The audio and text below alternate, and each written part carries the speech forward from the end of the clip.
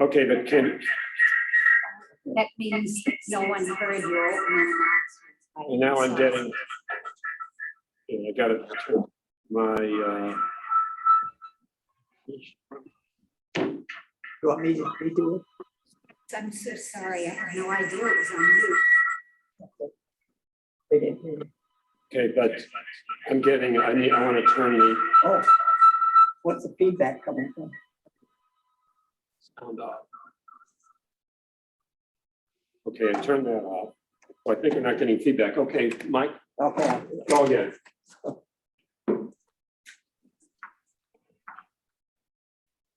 welcome again. This is the first Calumet Revisited forum of the new year. I am Michael Bowles of the Association for the Wolf Lake Initiative. I am co-host with Dr. Valerie Penninan of Calumet College. Calumet Revisited is funded by the Indiana Humanities and the National Endowment for the Humanities. Before we hear from tonight's speaker, Matthew Kaplan, I would like to make a few announcements. OLLI will hold its annual membership meeting the evening of Thursday, January 13th, via Zoom. The Calumet Nature Exchange, facilitated by OLLI, meets via Zoom at 7 p.m. Tuesday, January 18th. Presentation this evening is being recorded. The meeting will be available within a week on OLLI's website.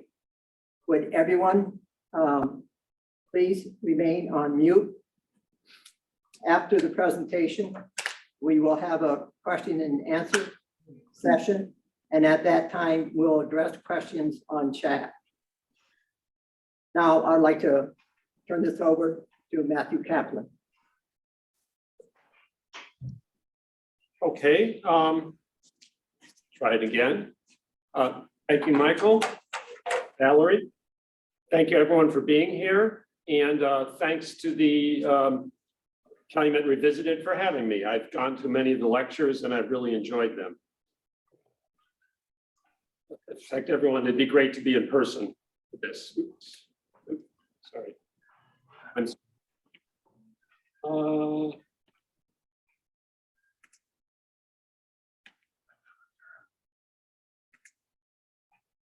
Okay, hopefully you can see this. I'm a photographer.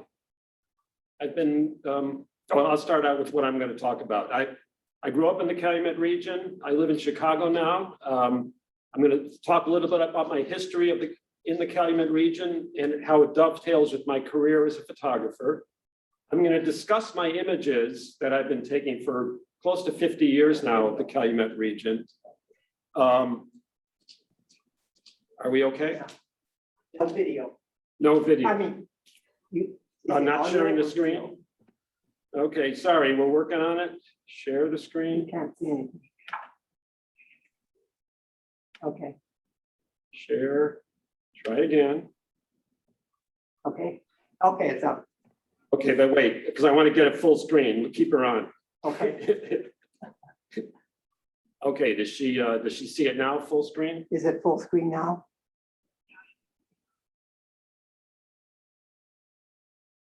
It's not changing though. Okay. Yeah, it's not quite the full screen. I know it's not, It's what we see here. but it's not, it's actually not changing. Bring your shared window to the front. Yeesh, sorry about all this.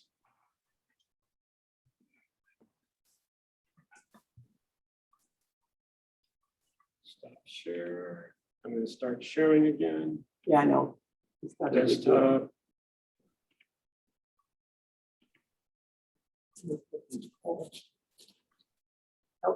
Okay. Okay, hopefully, hopefully that'll do it. Is the report that Yeah, it's okay. We do have Walter Skiba. that's, I don't know what to do about that, so Okay. I won't worry about it. Hey, Walter. Anyway, okay, so I'm going to discuss a little bit of my history with the Calumet region, and as it dovetails with my career in photography.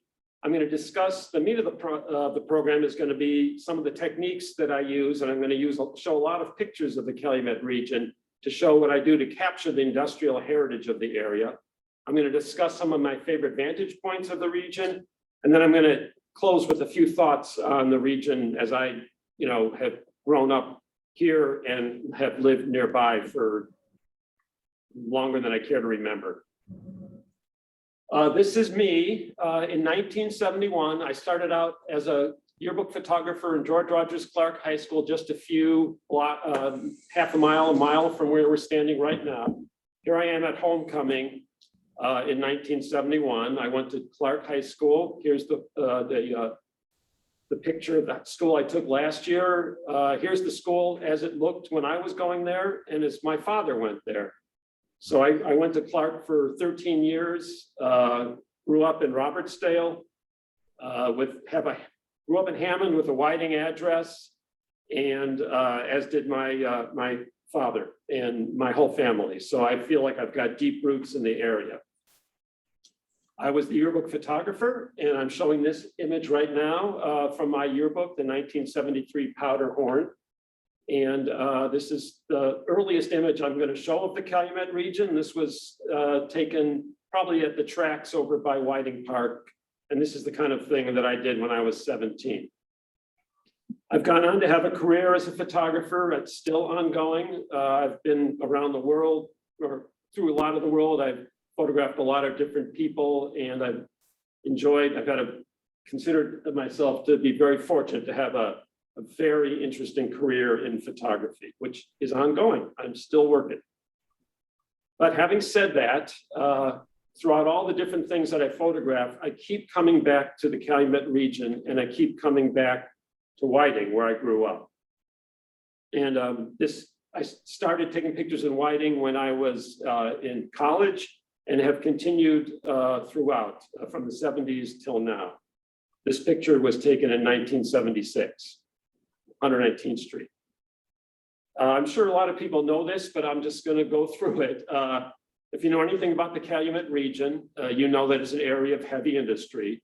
And it started with the Whiting Refinery, which located here in the 1880s and started operating in the 1890s. And that began a boom of industrial locations. Steel mills started locating here, ancillary businesses. And in 1916, my grandparents located here. They were immigrants from Eastern Europe through Chicago. They came to Whiting, started a plumbing business, started a family, a big family, which eventually included me, born in the 1950s. You probably know this already, but I'm going to go through it. What I consider the Calumet region to be. And most people understand here, probably watching, that the Calumet region is the area at the bottom of the screen, the bottom of Lake Michigan right there. Here we go. And basically, my Calumet region is Whiting, Hammond, East Chicago, Indiana, Gary, and I include the industrial east side of Chicago. Not sure the industrial east side of Chicago likes to be included in the Calumet region, but the Calumet River runs right through it. There's Lake Calumet there.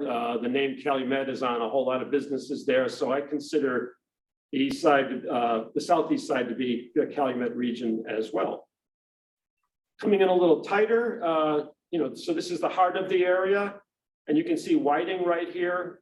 And actually it doesn't show it, but this is Hammond. And it gets confusing because I'll say Whiting, Hammond, Hammond, Whiting. People who live here understand that if you're in this corner of the world, you could be in Hammond or Whiting, but you're basically in Whiting. And that's where I grew up. Right.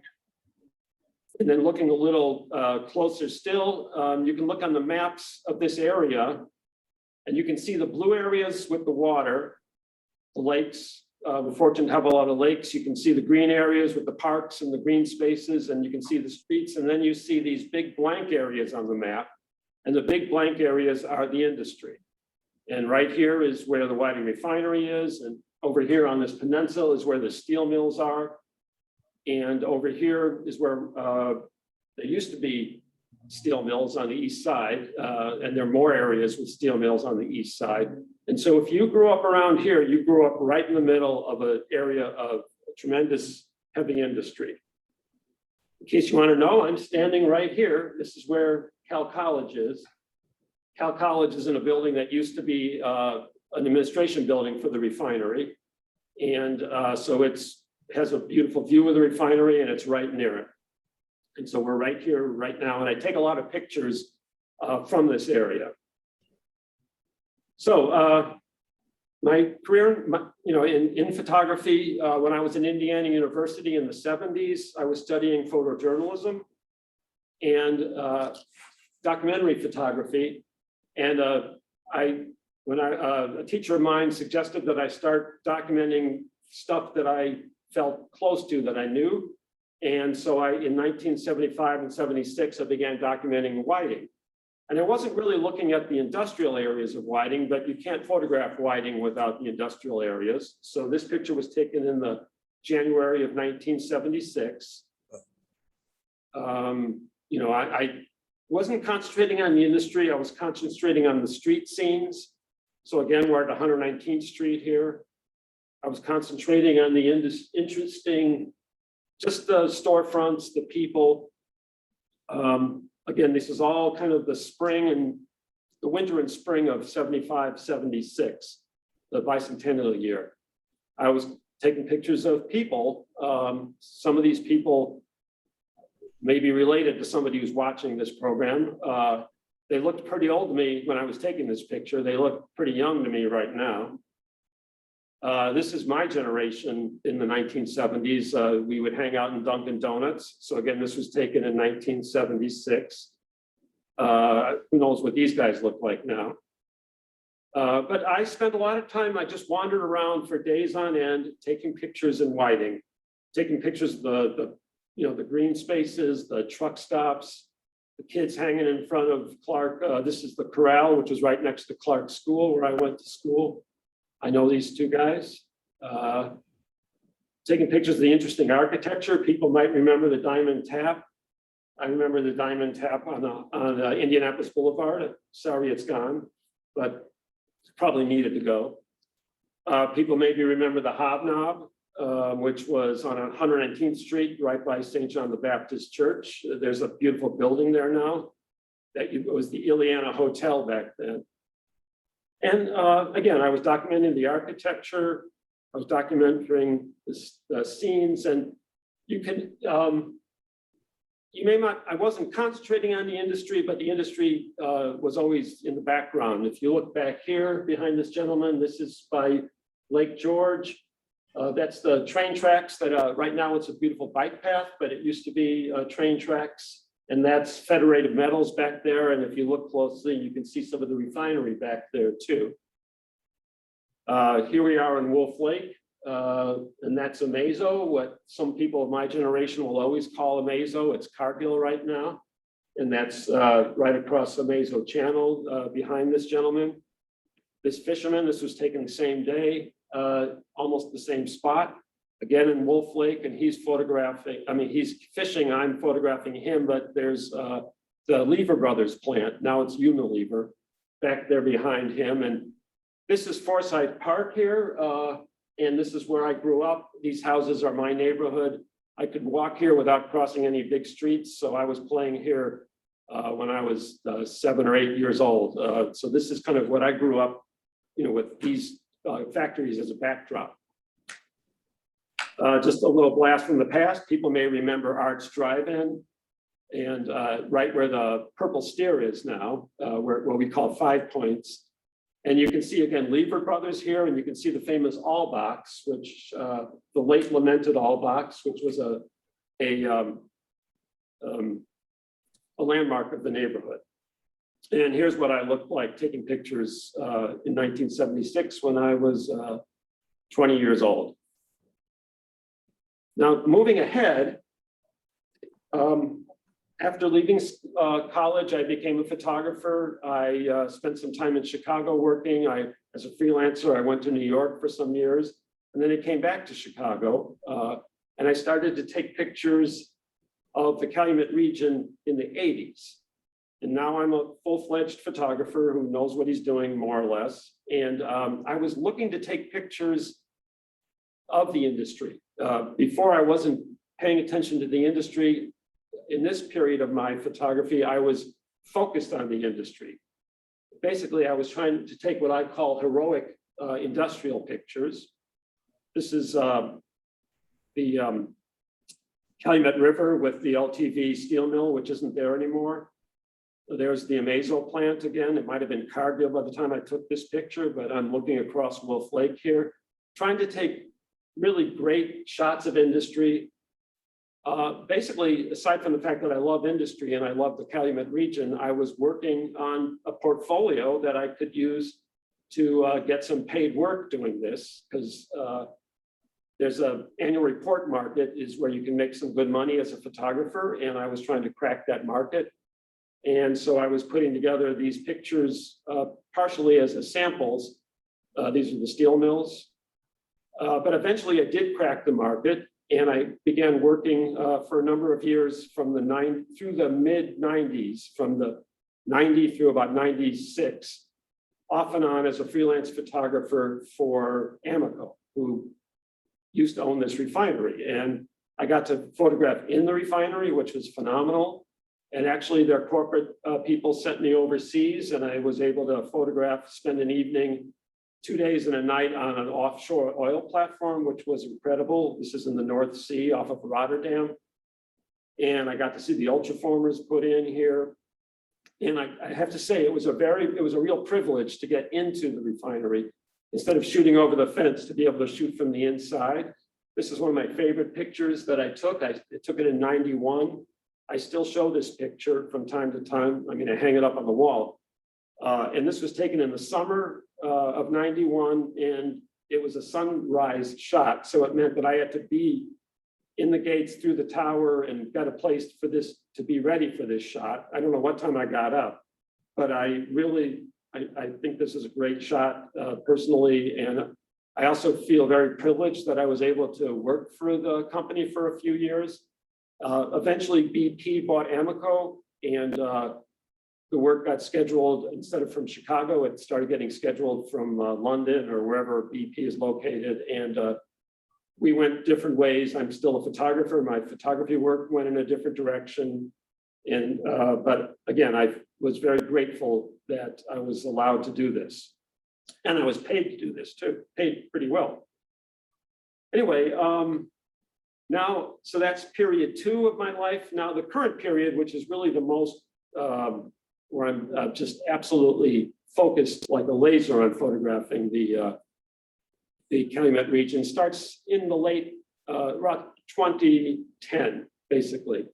And now I've started shooting them back to shooting the refinery and the facilities over the fence, as you say, or through the fence sometimes. But I'm focusing now on the unity of the industry and the community together. So instead of trying to keep the houses out of the pictures, I'm keeping the houses in the pictures and trying to find viewpoints where I could show just how close we all grew up and how close people are still growing up to these huge industrial structures and facilities. So that's the refinery. This was taken actually from the building I'm standing in right now, through a window before one of these great presentations that I went to see a couple of years ago. We used to call that Goose Island. I don't know if people still call this section Goose Island, but it's the part of Hammond and Whiting, which is right near the refinery. I'm also focused on areas in East Chicago, like Marktown, and I'm going to talk more about Marktown, but again, Marktown is now very close to the refinery, so you can get some phenomenal pictures of the buildings in Marktown with the refinery behind them. I love shooting the steel mills. It's not so easy to get shots of the steel mills with houses in them around here, but I do just love taking pictures of the steel mills when I can. And I was fortunate enough to be on a boat ride a couple of years ago, and that's the number 7 blast furnace there as we were going into Indiana Harbor. I'm absolutely in love with the Calumet River. And this is a picture of the Calumet River from 130th Street with the barges going by, and you'll see a bunch of pictures of the Calumet River. I just think the Calumet River is the most photogenic waterway, well, certainly in Chicago. To me, it beats the Chicago River hands down. So it's another focus of my photography currently. And then Gary, I've been working hard to get pictures of the Gary steel mills. I've found a couple places that are hopefully legal to go to take some pictures of the steel mills. It's hard to get close to the mills. If you get near the gate, they'll come and stop you. But I've been fortunate to get find a few viewpoints to get some shots of the mills because they're fantastic. And that's the other focus of my work right now. So Gary, East Chicago, Hammond, Whiting, and the east side of Chicago.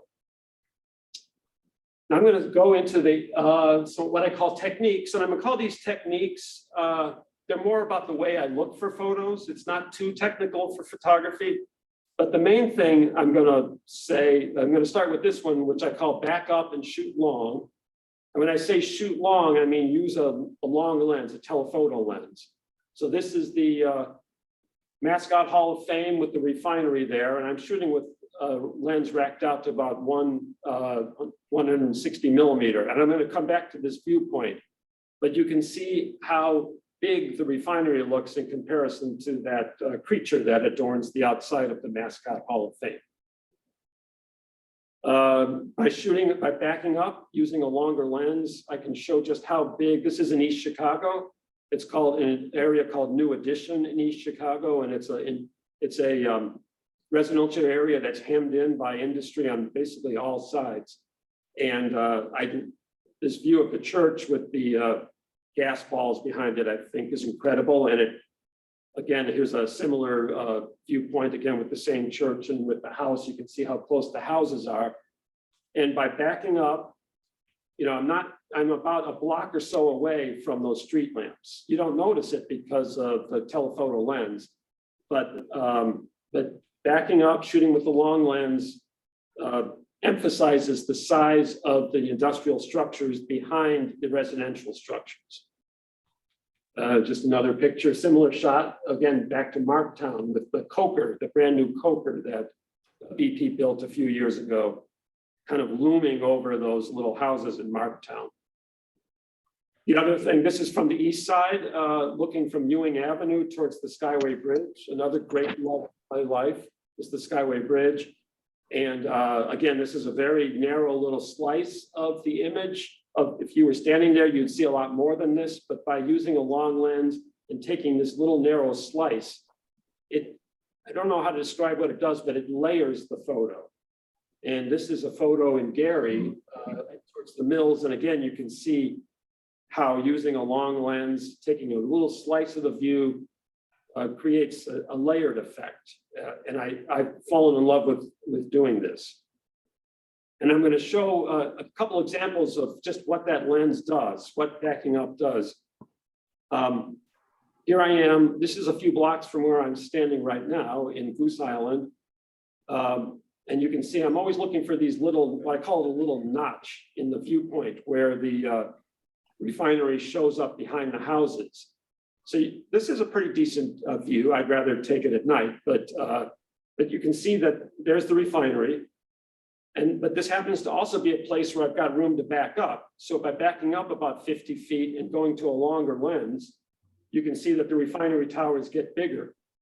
Houses are close to the same size, especially if you look at this house on the left. It's very similar in size, but it's bigger. But the refinery towers are bigger behind the houses. So again, back up, use a longer lens. Another example, again, from this neighborhood, New York Avenue, just a block or so south of here. And you can see a couple of refinery towers peeking up out here. But it happens to be a place where I can back up into the Lost Marsh golf course. And this time of year, you can get into the golf course safely. And by backing up, there was a little hill you can get on too. The refinery really pops out behind those houses. It's quite, I think it's quite spectacular. You know, the difference you can get just by, walking about 50 yards. And I'm going to go through just a quick series here with the Mascot Hall of Fame. This is with a 70mm lens, and look how small the refinery appears. I'm backing up into the train tracks there, being very careful. Now this is about 100mm focal length, and you can see that the refinery towers are getting bigger. I'm trying to keep the mascot guy about the same size. I'm backing up further, longer lens. And this was a different day, but it's the same angle with the longest lens that I have. And you can see just how much presence the refinery has next to the mascot thing. So I tend to shoot long. I've got a 70 to 200 lens, which is the one that I typically use on my camera. And I often put a 2x converter on it. And one of the things I often talk about is the fact that you've got this converter, you got the long lens, vibrations are really important. You want to minimize them. So I'm usually walking around with a tripod. I've got a weight, like a 15-pound weight that I'll weight the tripod down. Now, then you have to look for a view where you get these views. And this happens to be a view, again, looking towards the refinery from Lost Marsh.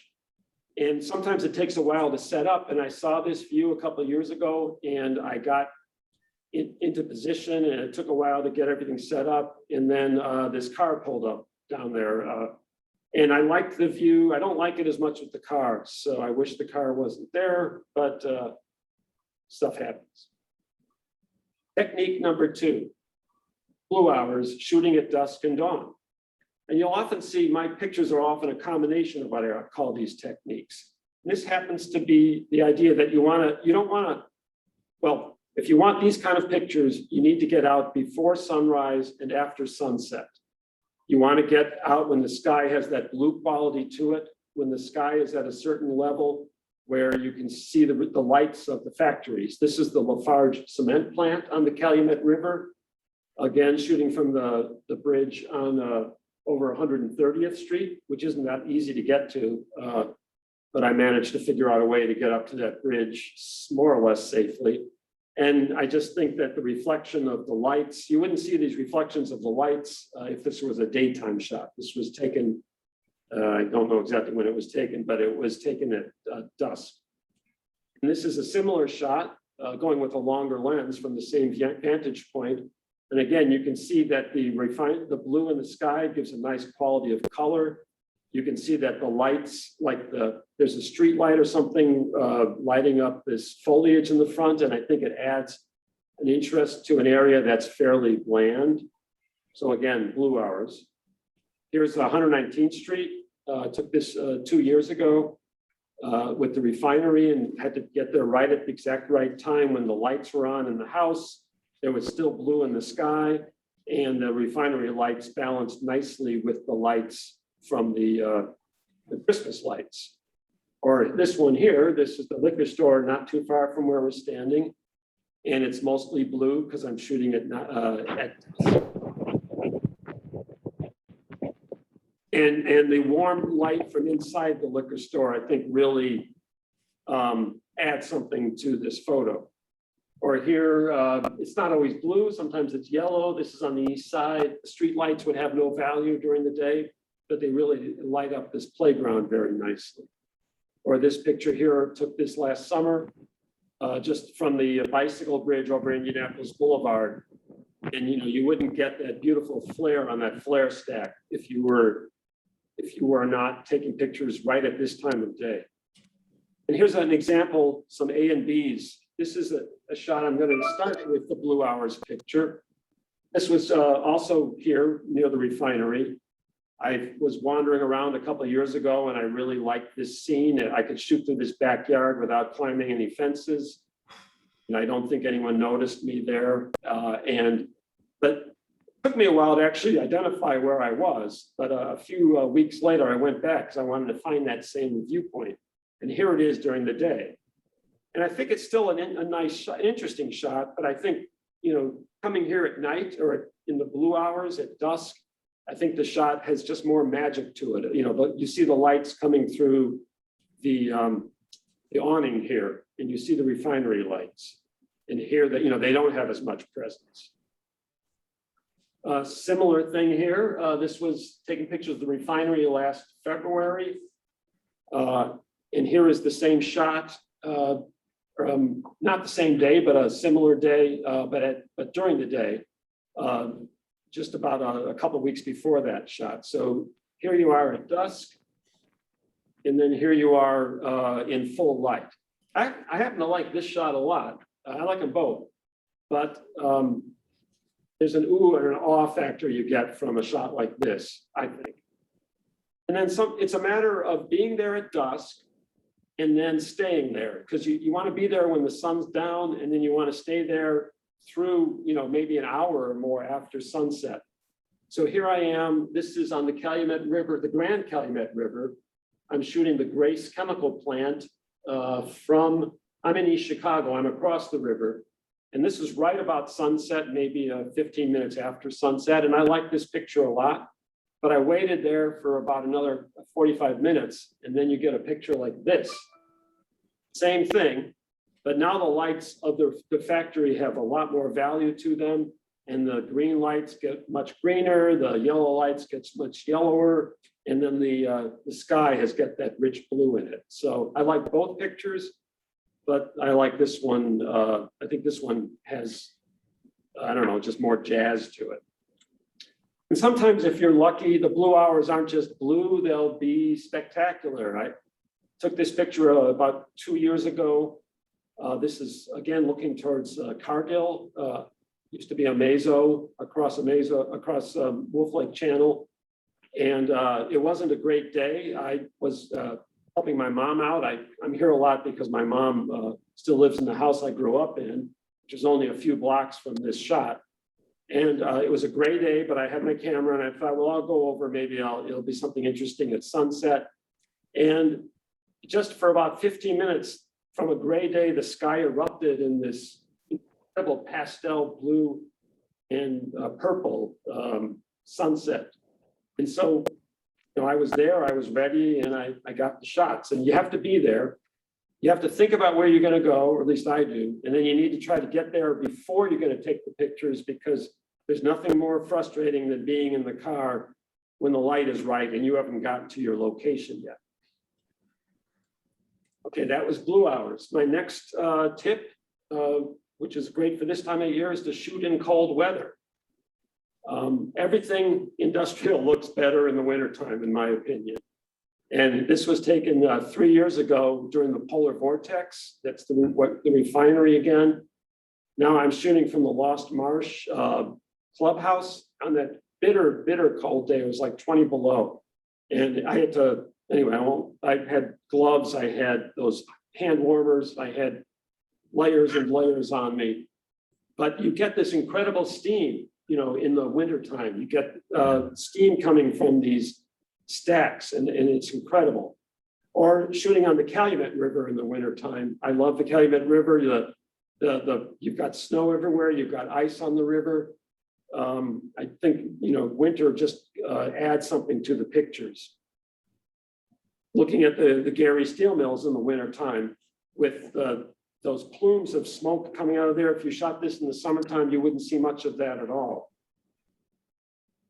I took this last year. That's one of my all-time favorite shots. I think the snow gives a quaintness to the photo. I think I like the fact that they're covered up so you can't really recognize them, because I don't really like to photograph kids that much because parents get annoyed, or even worse, they get upset. But because you really can't tell who they are, I felt I could show this photo. And I just think, anyway, wintertime. Wintertime at the Wolf at Lake Michigan. This is from Whiting Beach, looking towards the steel mills, and you get incredible ice. The storms really do a number on the piers there. And another important thing to understand about taking winter shots. Here I am, this is some houses on Schrog Avenue, not too far from where I am. And it's taken at night. I don't know how cold this was. And it's not necessarily about the cold, but it's about the fact that there's no foliage on the trees. And you can look, imagine this picture 6 months later, you wouldn't see almost anything. There would be bushes down here covering these houses, and almost all these refinery stacks would be covered by foliage. But by shooting in the cold weather months, you have it's much easier to see the industrial features behind the houses. And here's kind of an example of it. Here's a shot of the refinery in the summer months. This was last summer. And here's a very similar angle a few months earlier. This was in February of 2021. And you can see, it's a blue hour shot, so that's great, but you can see these houses down here. They're all covered by this foliage here. They peek out in a few places, but because the leaves are off the trees, there's just much more to see. So shoot in winter. Shoot in winter because of the snow. The snow helps. The snow covers up stuff. These are ugly areas here in the lower left, near those tank farms on Indianapolis Boulevard. And I think they look better in white than they do in dirty brown. I think the snow in the sky, this is on the east side, again, looking towards the Skyway Bridge on a very snowy day last February. And I just think it adds a quaintness to the pictures for some reason. This, again, looking at the refinery from the bicycle bridge over Indianapolis Boulevard, and the snow on the roofs makes it seem like you're in some village somewhere that just happens to have a refinery right next to it. And then snow in the air really can help. If you can get out, if it's not a really wet snow and you can shoot in it, you can take a picture that's kind of average and make it into an impressionistic photo. And here we are, this is on 100th Street Bridge, looking at a big salt ship getting pulled up the river. And the snow, I think, really adds some dynamic elements to this photo. Similarly to this photo, these are some guys fishing at what used to be the US Steel plant. They're the big slip there. They fish for perch there. And I happened to be driving by, coming back from my mom's, and I saw them fishing. And I stopped, and just as I got set up to take the picture, the snow started, and it just added a kind of a magical dynamic element to the photo. And that leads me to my fourth technique, which is look for these dynamic elements. Look for things that are moving in the photo. Like here, those crazy guys who surf over by the beach, just by Whiting Park, not on the beach, but between Whiting Park and the refineries. And the waves, the surfers, they add a motion, they add a sense of a moment captured.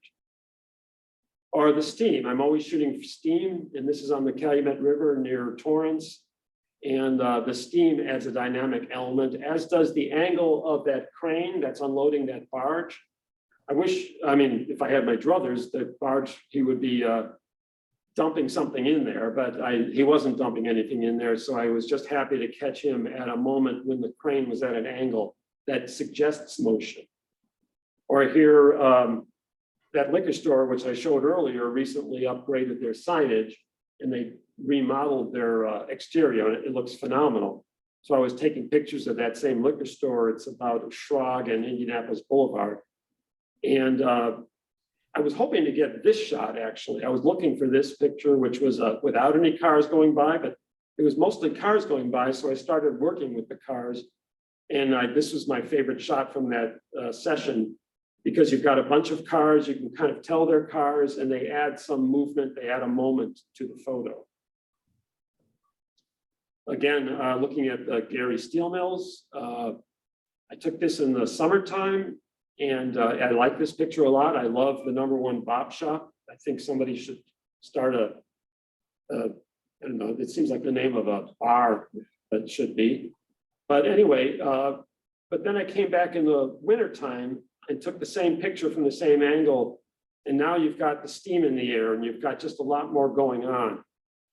And it adds dynamism to the photo. So I think if I were a picture editor, if I saw this picture and I saw this picture, A and B, I think I would take B, because it's just got a lot more going on it. If, you know, if something's so, if there's a flare stack, I don't like to see the flare sticking straight up. I want it at an angle. Again, because the angle adds a dynamic element to the photo.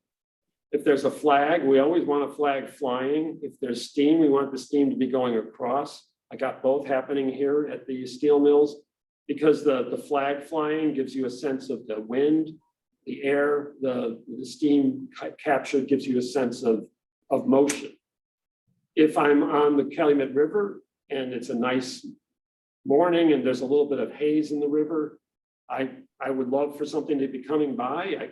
I can't call and say, bring a towboat here, but I happened to be there a couple of years ago, and it was a beautiful morning, and I was wishing for a tugboat, and a tugboat came by, and it was great.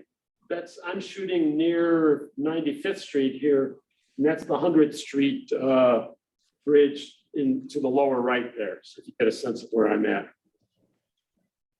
And then here I was at Calumet Park, trying to get a sense of how badly the shoreline there was getting mauled by the lake level, which was so high a couple of years ago.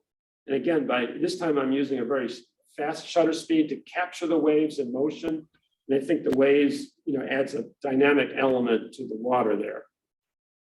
So dynamic elements. And finally, in talking about water, if you're in the Calumet region, there's a lot of water to work with. And, so look for places where you can get the pictures with water in it. Like here we are looking again towards on the Calumet River. My back is to the bridge at 92nd Street, right at Ewing there, shooting south towards the Skyway Bridge and those beautiful railroad bridges and the 95th Street Bridge. And that reflection in the water fills an area that might normally be fairly boring. We're fortunate to have the beaches here, and we're fortunate that there's a fair amount of water line that you can get to easily on Lake Michigan. And the fact that the mills stick out into the lake means you can get some shots of the mills from along the shoreline. Like here I am at Wehala Beach with a long lens, shooting the people swimming and the people on the beach with the steel mills, those blast furnaces in the distance. And by using a long lens, they seem bigger, and you can get some sense of just how close we all are, swimming in this beach to the industry. The water gives you opportunities for reflections, like this one at the Nickel Plate Bridge, right near Torrance Avenue. This is the Indiana Harbor Canal. If you want some reflections to be fairly still, you often have to get there early in the morning. So this is an early morning shot looking towards Dickey Road. And it's, I think, the reflection of the morning really adds something to the photo. Here's the same angle, same morning, I went to a longer lens so you can kind of see where I'm at. That's the new Klein Avenue Bridge that's now framing the shot. You've got, by shooting across water, you've often got opportunities to get pictures of things that are fairly far away. without intervening trees and lampposts and stuff, so that can be advantageous. This is the Calumet River from 106th Street, looking towards, looking northwest. This is again from Calumet Park again, looking towards the steel mills and Whiting. And this one, you're shooting across water, you're shooting, it's a cold day. This was last December of 2020. So that you've got all that steam from the refinery and this fishing guy. And I saw that he was going to put in, and I found a place because I figured he was going to come across in this direction. And he was kind of waiting me out and I was waiting him out. And eventually he went because I think he didn't want me to take his picture, but I waited him out and he went out to fish. And I think it helps to have him there.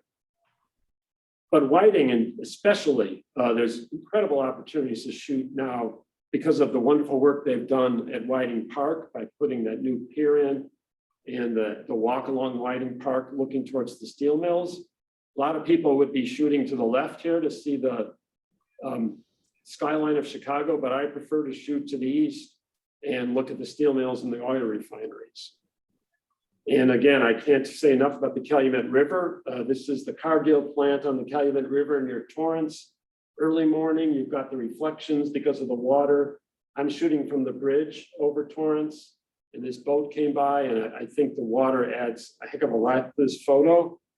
And then I happened to stay there about a half an hour later. The boat did something, and he came back in the other direction, and now the sun is up, and the reflections are different, but I think the water really still adds something. We're fortunate to have so much water around here, and water just adds a whole dimension to the photos. One of my favorite photos, you showing the use of water. This is from 100th Street, shooting towards the old steel mills. This was taken in the year 2000, and when the steel mill, when the LTV, formerly Republic Steel, was still operating. And I just think the water, the shot, the time of day, the sun's still a little bit in the air, and the reflections in the water make this one of my favorite shots. And I'm fortunate that I get to keep coming back because I don't live here. I live in Chicago now, but as I've said, my mom still lives here. My sister lives here. I have a lot of relatives, and I'm back now 3 or 4 days a week sometimes. And I just have the opportunity to keep coming back to certain locations. And I'm going to discuss a couple of the locations that I enjoy coming back to. One of which is Marktown. I've showed this picture before. And Marktown is this industrial neighborhood. It's an area of workers' homes. It was built in about 1917 for the Mark Manufacturing Company, and they ran the steel mills back then. And it was built for employee housing. And you can see, if you look at this picture right here, again, I showed this before, where you can see the oil refinery and the steel mills. And if you look right here, that's where Marktown is. That little green area with a couple streets right there in the middle of this gigantic area of industry. And so it was, they hired a top-notch architect, Howard Van Doren Shaw, to design this. And he designed a very singular area. It has interesting roof lines. It was designed to be able to walk to work if you worked in the mills. So the streets were narrow. The sidewalks are very narrow. The streets are so narrow that people there don't park in the streets. People there park on the sidewalks now, and they walk in the streets because it's hard to park on the sidewalks. Anyway, and I just think it's an area of incredible architectural interest, as well as historical interest for the Calumet region, but it's also an area that's crumbling away. And it's not being preserved like it should. It's a national landmark, but for some reason it's being allowed to just crumble, and buildings are being torn down constantly. You go there and there's a whole lot of buildings are boarded up, and once they're boarded up, they usually are coming down pretty soon. This picture here, you can see the image on the right, that yellow building isn't there anymore. I took this about 2 years ago, and now that yellow building is down. It seems like every time I come to Marktown, something else has been torn down. This duplex, I love this duplex. I've never seen anything like it. There's a lot of buildings like this in Marktown, or they used to be. But what's happening is when people move away, the refinery, as I understand it, is buying these houses. And when they get them together, they board them up and they tear them down. So much of Marktown is being lost. I think it's a tragedy. I'm just going to show this picture. This shows a little bit that's still there. I took this picture a couple of years ago. I took this picture in 1977. You can see the big house in the middle and everything to the left is still there. At least it was there as of 2019. And here it was 40 years before that. Okay, moving on. Another location which I've been coming back to for years and years is the view towards the Indiana Harbor from Dickey Road. And this was taken in about 1987. And you can see I'm shooting from the old bridge on Dickey Road, shooting up the canal there. So you can see where it is. It's right here. It's the Indiana Harbor Canal, it's very close to Marktown. And this is Dickey Road, and there's a bridge there. It's a public bridge. You can park if you're careful. There's a place to pull in and park and then cross the street. But it's also a narrow bridge. It's narrow for the sidewalk, and the bridge vibrates a lot. So it can be difficult to shoot from the bridge, but I love to shoot from there. And these are taken in the 80s. These big ore loaders aren't there anymore. They used to be spectacular. You could shoot, you were right next to them.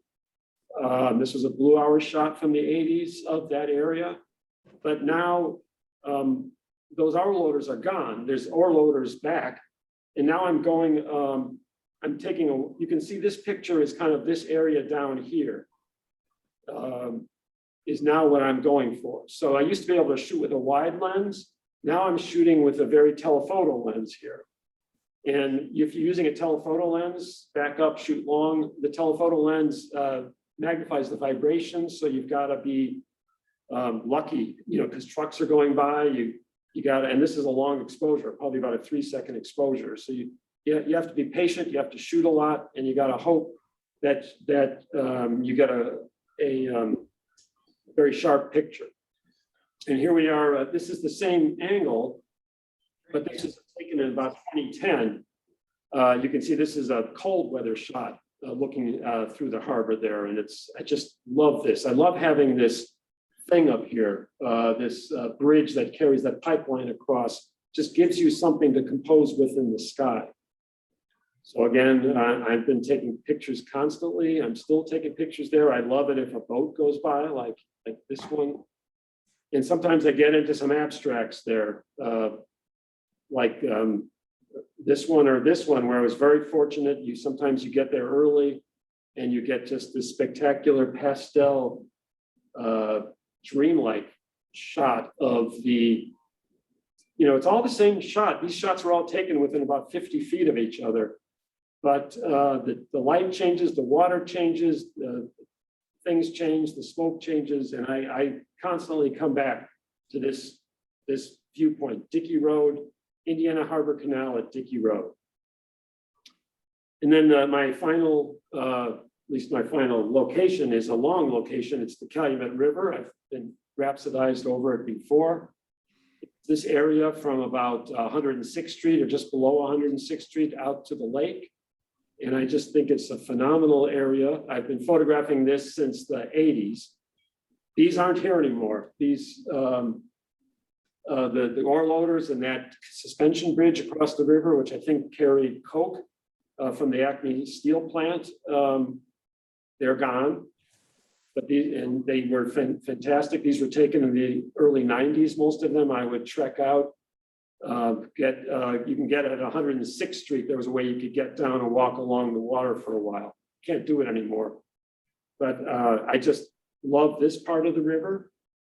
And then I love moving up north towards 100th Street with the Skyway Bridge and the barges.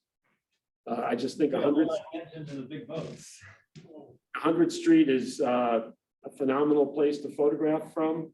You've got the barges there, and if you're lucky enough, if you're there a lot, you'll see the barges doing stuff. And I love getting some shots of the barges doing their barge thing.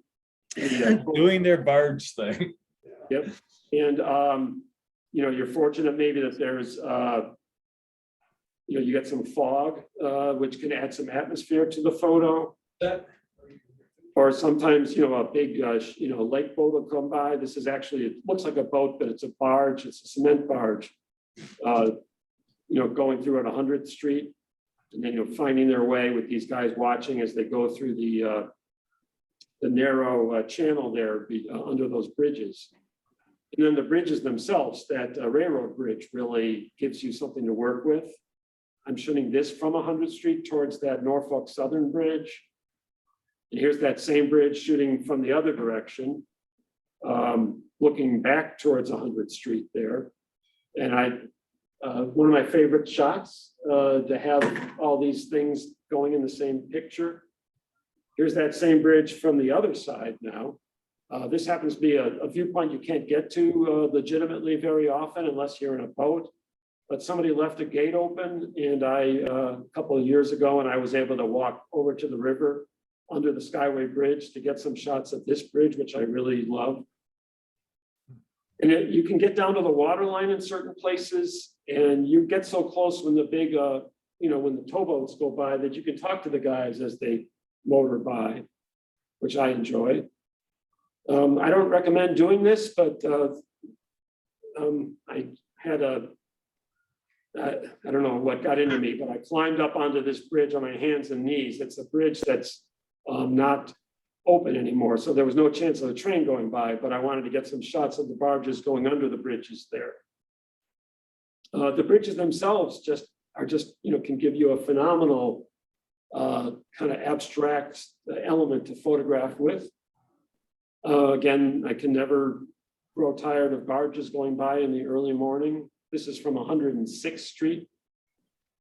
The ice, everything can really add to the photos. This is from 92nd Street, looking towards the Skyway Bridge, looking south.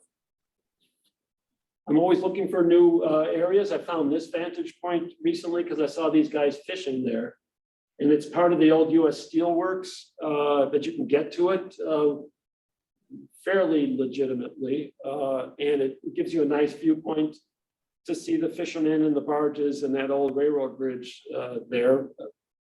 And then this is also from pretty much the same point. That's the bridge at over Ewing at 92nd Street with a cement boat coming through in the early morning.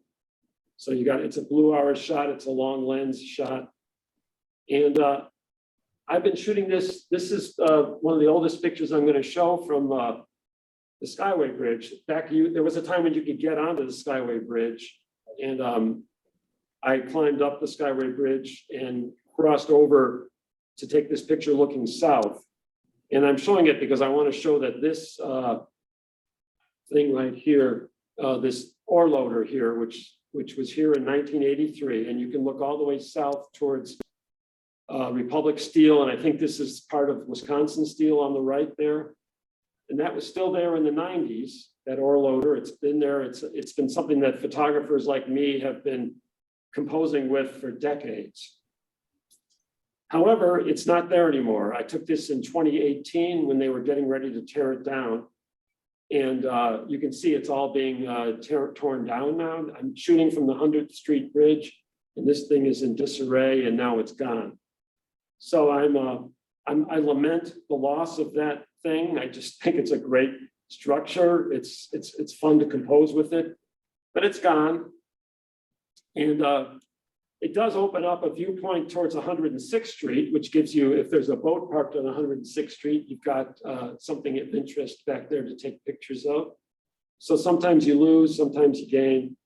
But I have to say, I miss it. And this is one of my favorite shots. These are all my favorite shots, but this is again in the year 2000 when the steel mills were still operating, shooting from 100th Street with that ore loader there or whatever that thing is, and the blast furnaces and the smoke and the steam and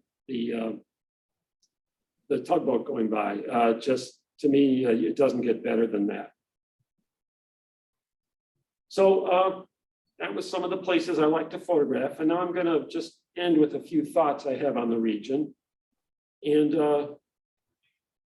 normally I start saying something about the fact that I get accused of kind of romanticizing the pollution and things like that, but actually I'm going to change it up a little bit.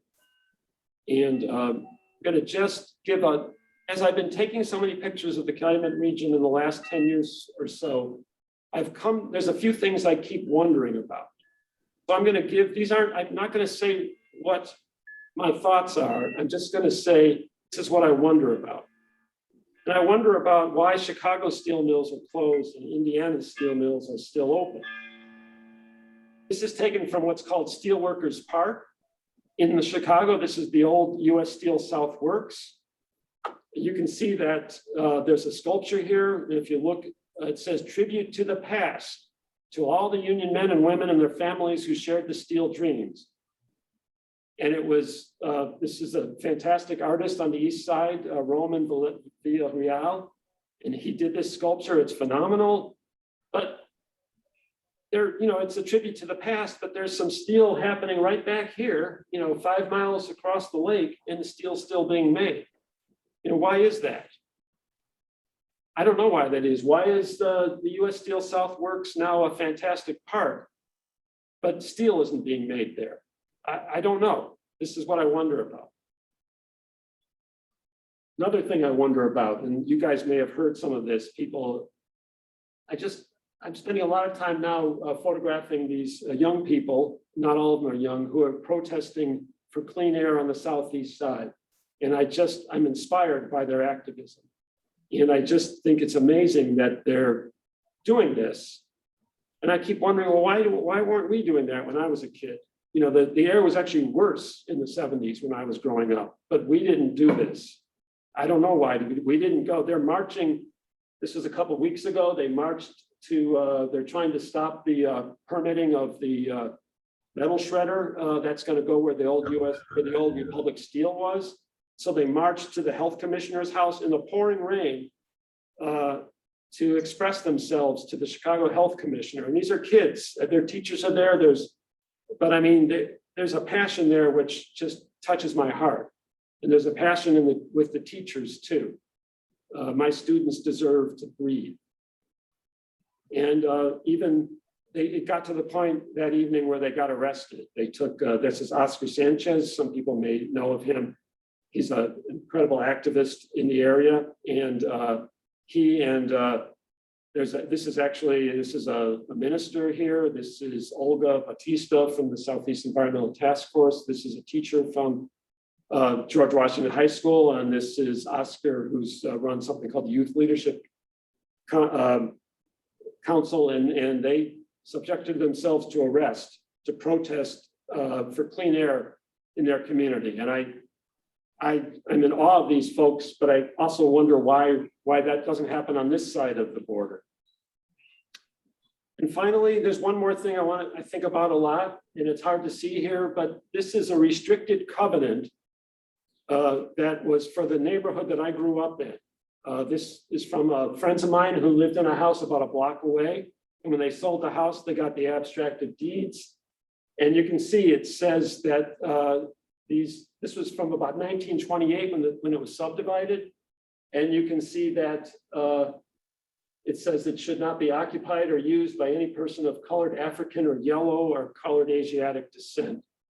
I know that wasn't operative in the 50s when my parents moved in, but it's still something of the legacy of this area, right where we're standing right now. Whiting was a sundown town, and Hammond, this part of Hammond was too. These were segregated by law. And so I grew up in basically a segregated area. And it's not something I've thought about really until recently. And it's just something I think about what that says about my childhood and what that says about the city that we live in now, or the area, the Calumet region that we live in now.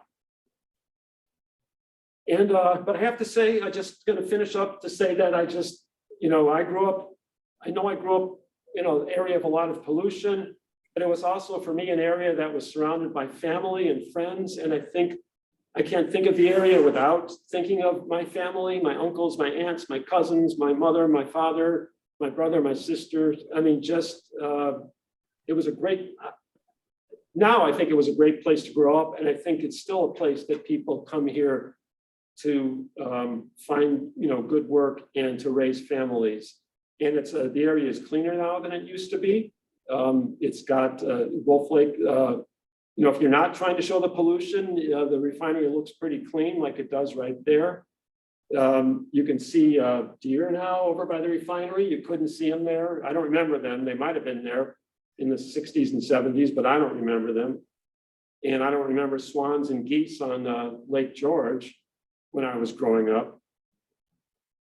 And this picture to me kind of summarizes just what's happening in the Calumet, at least on the Indiana side, where they've been managed to take blighted areas like those old truck stops on the south end of Wolf Lake and the Bearstow Hill, we used to call it the slag dump where the Lost Marsh is. And they're turning these areas into recreational areas that people want to live near. But yet the industry is still here on the Indiana side. So there may be a model here of some way that industry and recreation and community can coexist. And I'm hoping that's the case. And to that end, I just want to highlight the initiative from the Field Museum for the Calumet National Heritage Area, which is ongoing. The Field Museum is spearheading it, but it's also organizations like the Calumet Heritage Partnership and the Calumet Collaborative and other organizations are involved in turning the Calumet region into a national heritage corridor that would extend pretty much from Blue Island on the Illinois side through Pullman, which is a national park, and then all the way to the Dunes, which is another national park. That would highlight the culture of the area, the labor history, the natural history, and the industrial history of the area. It's laudable, it's getting traction now, and so keep an eye out for it. I want to thank everyone who's made it through this presentation with me. I'm very glad to have been able to present here. I'm flattered to be here, and there's some contact information, and I don't know if there's any questions, I'd be happy to try to answer them. I'm going to move to Q&A, so it'll take a little information here.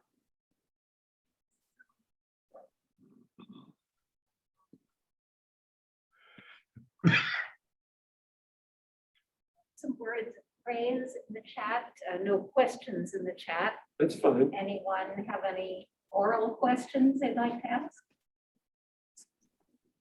Or not.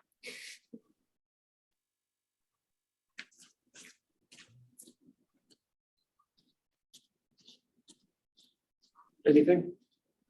Okay, well, perhaps that's it. I just want to again thank everyone. Oh wait, Michael's coming back. Well, I'm just going to again step aside, but thank you again for watching the presentation very much.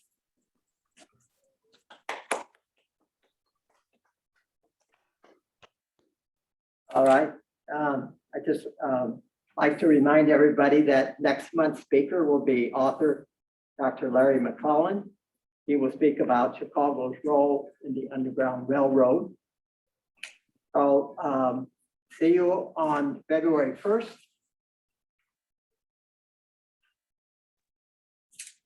Does somebody ask to unmute? Yes, hello? Yeah. What was it? Question? Hello, Matthew here.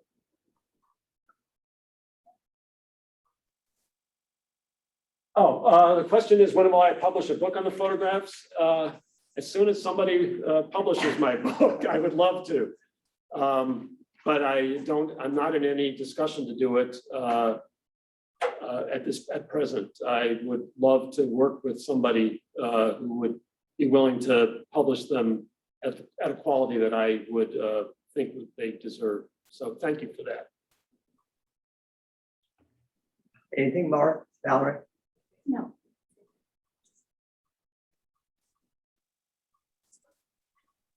Okay. Did I put? Do I have to stop presenting? Will that? Thank you, everyone, for being here. Thank you. Wonderful presentation. Well, thank you for having me. You know, I enjoy watching it for the fourth time. I really do.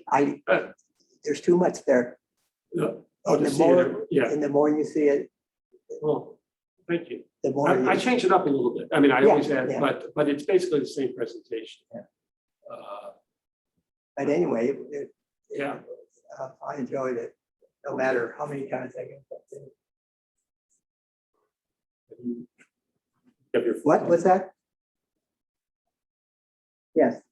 Oh. Yeah. I'm back. Another question?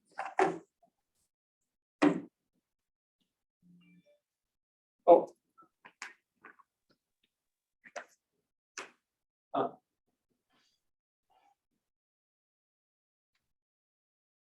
Oh. But Washington High School on the east side. Oh, you mean, okay, yeah, and that's where the protests, am I talking, is this still on?